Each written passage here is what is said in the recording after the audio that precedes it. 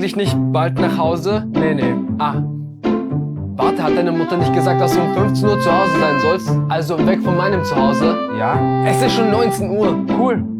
Bro, ich hab Hunger. Schade, wir haben kein Essen zu Hause. Aber vielleicht hat deine Mutter bei dir zu Hause was gemacht. Ich weiß ja nicht. Nein, bestellen wir einfach Essen zu dir nach Hause, damit wir länger chillen können. Bro, ich sag dir einfach ganz ehrlich, geh Und dann schauen wir eine 5-stündige Wahldoku an, weil das ist sicher spannend. Ey, nein!